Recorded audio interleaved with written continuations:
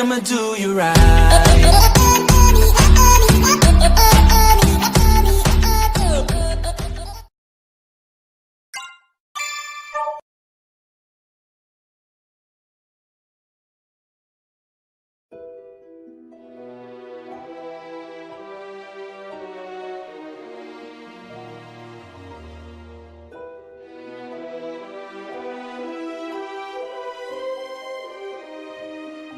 Your Highness, this is unexpected.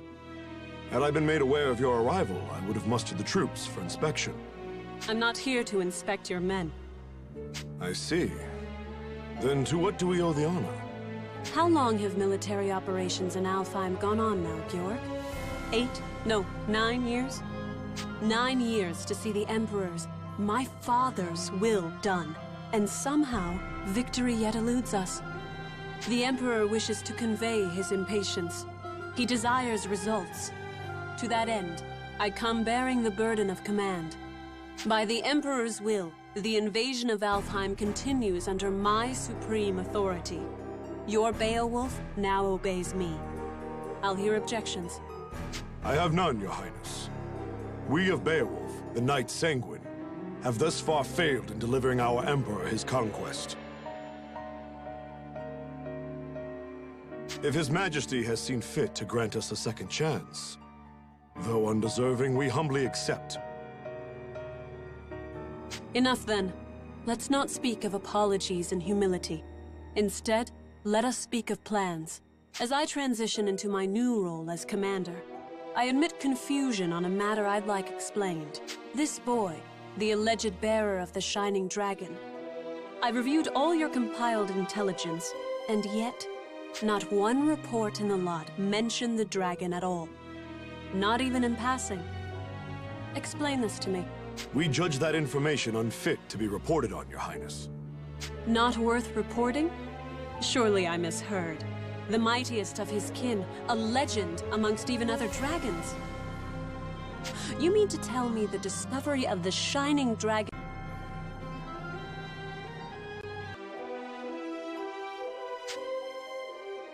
Perhaps it's best I let the man I assigned to it explain. Joachim? Yes, a perfectly understandable query.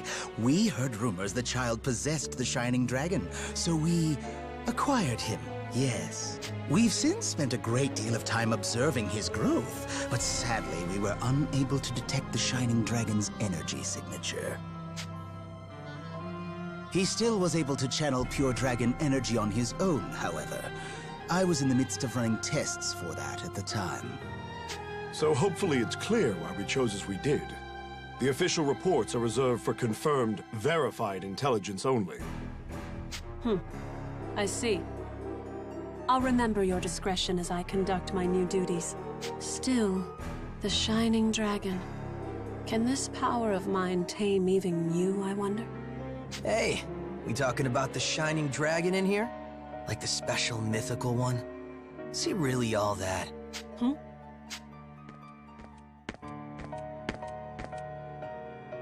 Zest, you're late. Care to explain yourself? And show some respect. I'll not tolerate your lip in the presence of Her Highness. Already crawling up my back, Georg? I'm not gonna be rude. Promise. Hey, Princess. You brought your Draco Machina with you, right? So between them and the Shining Dragon, who do you think is stronger, huh? Between the Shining Dragon and my 3 spears? I cannot say. He fled before any true test of strength could be had. But the spears have already communed with me on this matter. They prescribe caution in dealing with him. Nothing more. I see. So he might actually be fun to play around with, is what you're saying. Like if your big fancy Machina aren't up to snuff. Zest, I told you to mind your tongue. What? Just calling it like I see it. Zest! Fine, I'll just go. Later. Georg, who was that man? Oh, Zest. Yes, my strongest lieutenant. Strongest of all the Knights Sanguine, in fact. I see. Less fortunately, he has a certain temperament. As his captain, I regret to report his mood swings are difficult to work around. I thought I felt a measure of power in him. If he's as unruly as you say, that is misfortunate. Well, no matter. I have concluded my business here for the day. We'll continue planning on the morrow. Thy will be done, Highness. Before you go, though, Beatrice? Standing by, sir. I couldn't help but notice you didn't bring your retainers, Highness. Please, I would have you employ Beatrice instead. You'll find her capable. My name is Beatrice. It will, of course, be my pleasure to serve your highness. A bender of shadow? How fascinating. Very well, Beatrice. You may accompany me for the duration. Thy will be done. With me, then. Let's be off.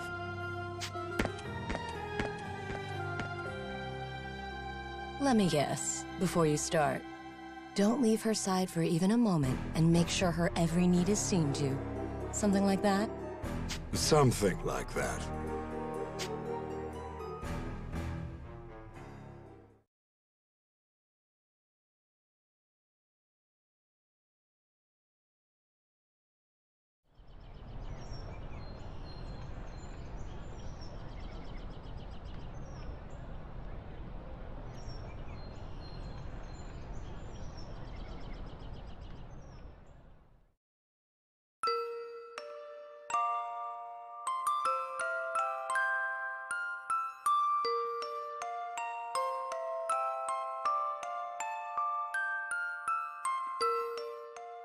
Does it still hurt? You're safe now. I promise. What's going on? Hey, no moving! Stop! You'll reopen your wounds! I see. I'm having a dream? Which means this is back then. Please! I know it hurts, but you can't move! Oh, no! If you're in that much pain... Oh, I know! I'll cast a spell to numb the pain, alright? Just hold still a moment longer. Here goes. Ready? That's right. I remember now. That girl, that girl. Her name, why can't I remember?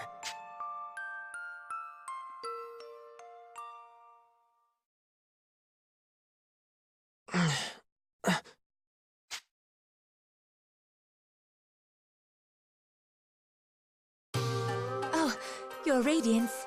You're awake. Where? You're in Marga, Your Radiance. The royal capital of Astoria. I see. And you're Kirika, right? Kirika Toa Alma of Welland. I'm also known as the Diva Magica. Please, call me Kirika, Your Radiance. Alright, Kirika. Nice to meet you. Diva like a singer, right? That song before. Just what is a Diva Magica? Oh, originally we were translators, I suppose. Divas once acted as bridges between men and dragons, communicating will and whim. When dragons still roamed the world, there was peace. They spoke to us, taught us, sang to us in their ancient rune songs. Though the dragons are gone now, and the skies over Alfheim are empty, we divas still play the songs in remembrance. A new Diva Magica begins training from a very early age, not just to master rune songs, but draconic lore, historical texts. That's how it was for me anyway. I applied myself to my training, but it always felt off, empty. But then I met you, Your Radiance. I always knew you returned to us. That's why I've been studying, playing my heart out, and now you're really here. My apologies, Your Radiance. I allowed zeal to overcome me. Please, if I may serve you in any capacity, only say so. Okay. Kirika, you know I'm not actually the Shining Dragon, right? My name is... I understand, Master Yuma. Perhaps not in fleshly form, but in spirit, you are the Shining Dragon. Okay, I'm the Shining Dragon. We'll go with that. Honestly, I'm just glad to have someone looking after me.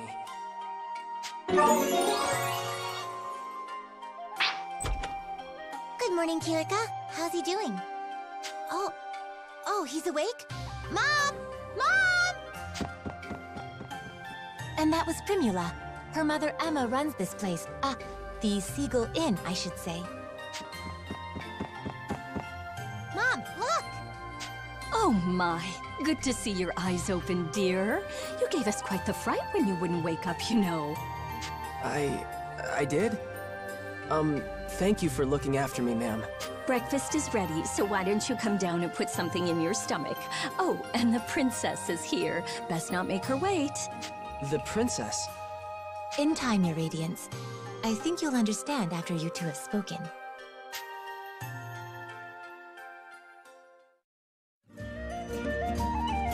Hey, good morning. You had a rough night. Were you able to rest up? What's wrong? You seem confused. She said I was supposed to be meeting a princess down here, so does that mean... Oh, for the love of... Hey, Emma. I told you not to call me princess in town. Oh, right. I forgot. Sorry, dear. Hold on. You're... No way. You're a princess? What, like it's that hard to believe? Here, why don't you let me introduce myself? Sonia Blanche, Crown Princess of Astoria and firstborn to the royal family. Pleased to meet you.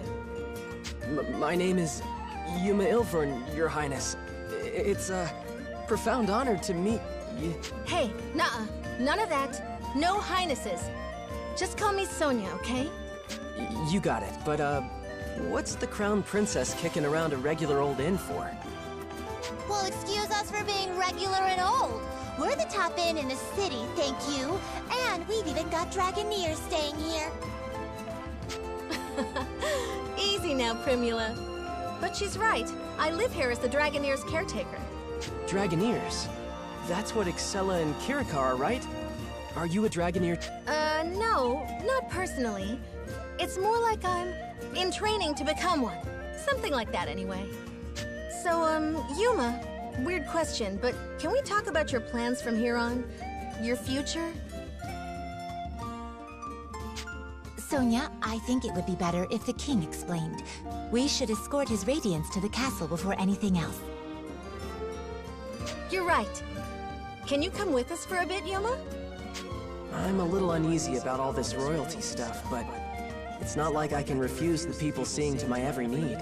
Okay, wherever you want to go, point the way.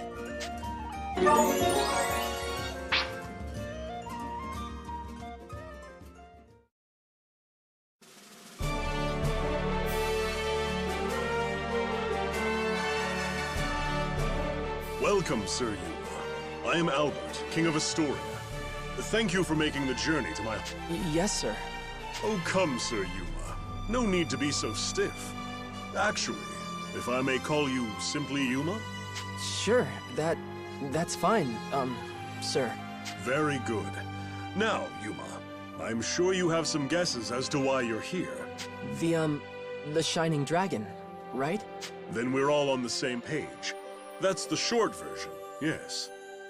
However, let me first assure you of your freedom in this hall. Unlike the Empire, I have no intention of holding you against your will. You alone will choose whether to lend us your aid, and you alone will decide what shape that aid takes. That being said, if I may be so presumptuous, I would ask you for a particular kind of aid. The Shining Dragons, if it's yours to give. For nearly a decade now, Astoria has slowly bent and buckled under the Empire's boot heel. We're locked in a bad stalemate, to be frank with you. Marga's fortifications have seen that it remains standing for now, but we cannot place our faith in the walls forever. Then there are refugees fleeing occupied lands, and the poor souls left behind.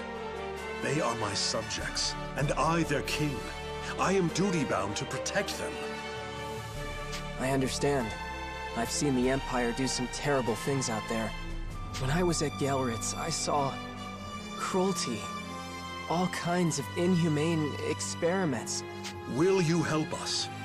With the Shining Dragon's power, Alfheim could be free of Imperial influence. I want to stop them too, I really do. But I can't use the Shining Dragon's power to do it. It's too... To what? It's not like he's evil. He helped me and Kirika, remember? No, not evil. It's more like... Ugh, then make a decision, why don't you? What does his power even mean to you, huh?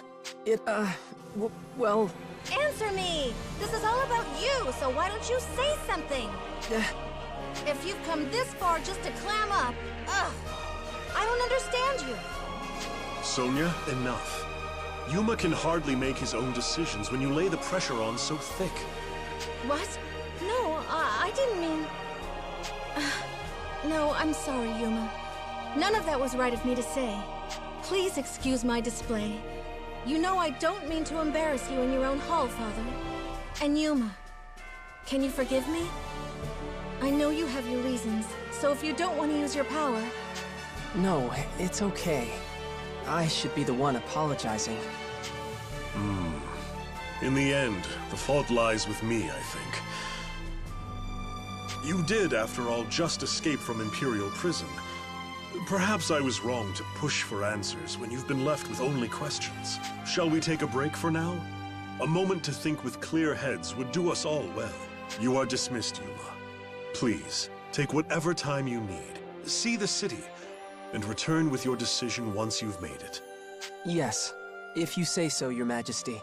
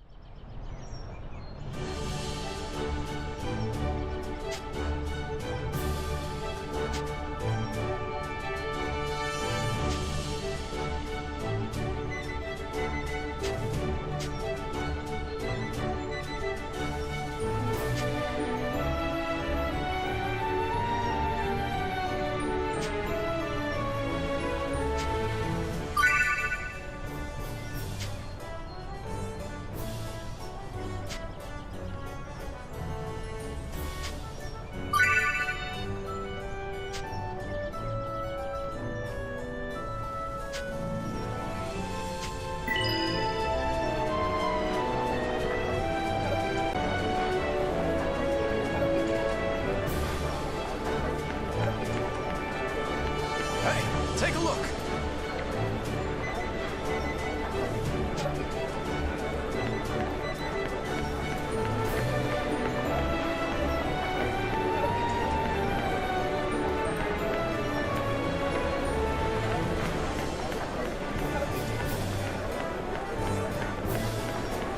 Come take a look.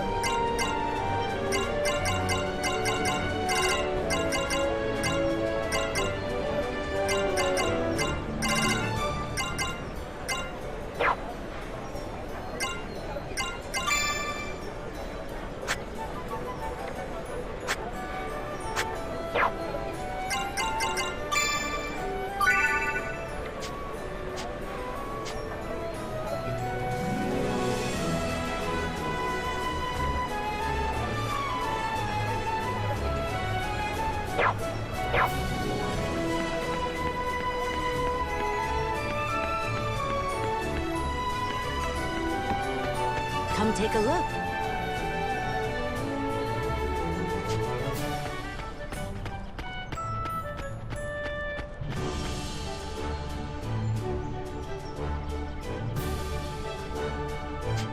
Hi.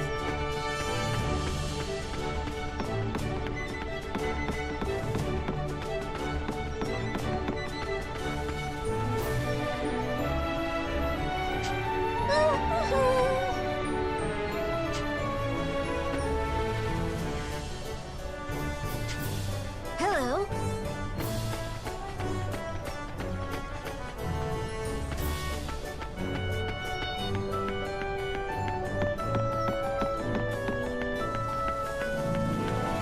Good day.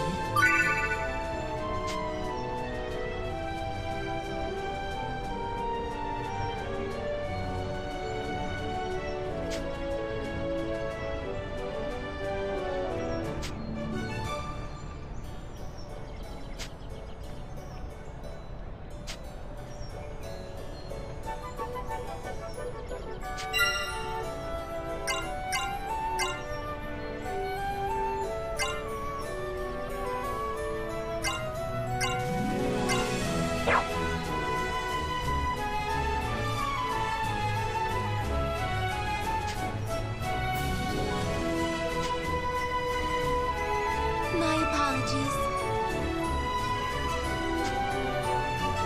My apologies.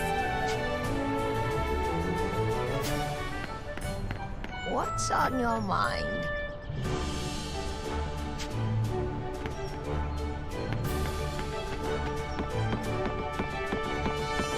Just a pinch of... Oops.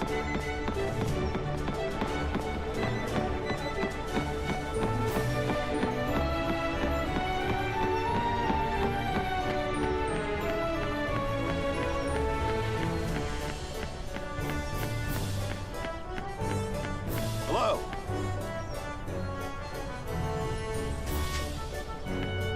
Hi.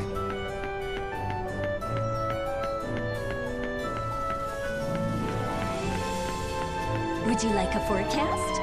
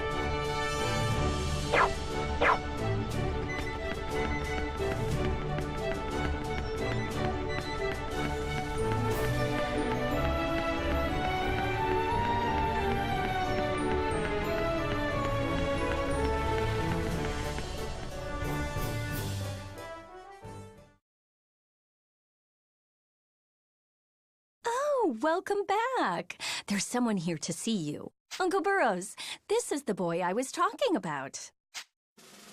Ah, about time. You're our dragon boy, then. The king filled me in. Call me Burrows. How are you holding up? Hi. It's, nice to meet you. Oh, forgive me, Yuma. I should have mentioned. This is Burrows, captain of the Knights of Astoria and an old family friend, right? Right you are, my lady. A hunting contract. Seems something big is out terrorizing folk beyond the walls. What, a monster? More than your knights can handle if you're asking for a Dragoneer to deal with it. Well, the Knights of Astoria... See, we've got our hands full with something else right now, so... I see. By all means, then, let's petition the Dragoneers. Hey, Sonia. There are other Dragoneers besides Kirika staying here, right? 3 of them all told, yeah. Kirika and 2 others all use the Seagull Inn as their base of operations. And when the throne doesn't have official contracts to offer, they go around assisting the people of Marga instead. There's not a soul in Marga who can't tell you a story about a stout-hearted Dragoneer. You can always rely on them. Astoria owes generations of peace and comfort to their protection. By playing their harmonics, they can channel special magic and perform feats far beyond other people. All to keep the peace, of course. Harmonics? Is that what you call those instrument weapon things Kirika and Excella were using? Mm-hmm. Long ago, the shining dragon inside you gifted them to the ancients so they could protect themselves. There are supposedly 7 harmonic armaments in all, 3 of which are here in Astoria. The elves of Welland have another 3. And the last one's in the care of that imperial princess. Welland? Oh, but isn't that Kirika's homeland? What's she doing fighting for Astoria instead? Well, Astoria and Wellentine relations are peaceful. The elves' ancestors lived here a long time ago, so we've been allies for generations. At any rate, I should go and see about this something big. You stay here where it's safe, Yuma. You're going all by yourself? I can't just demand a Dragoneer's time without doing any scouting first now, can I? It's my duty to aid them in my father's place, you know. Be that as it may, my lady. Maybe take Yuma with you all the same, just to be safe. Me? Don't worry, Captain Burrows. It's just a scouting op. You don't have to be so protective. Emma, could you make Yuma some tea? I'll be back before it's cold. Ah, my lady, wait! And she's gone. Emma, why didn't you stop her? Now I have to figure my plans out all over again. Plans? What in the world are you talking about? Nothing. Yeah, I didn't say a thing. Now, how to fix this? Hey, Yuma! Little coward, are you letting the princess totter off into danger all on her own? Huh? But she said she was just scouting, so... No excuses. Get after her right now, boy. Hop to. Wait, why? Why do I have to do this? I'd do as he says, Your Radiance. Sir Burrows is a very stubborn man. Arguing will only make him grumpier. Fine, I'll go. Allow me to accompany you, Your Radiance. If we hurry, we should be able to catch up before Sonia reaches the gates.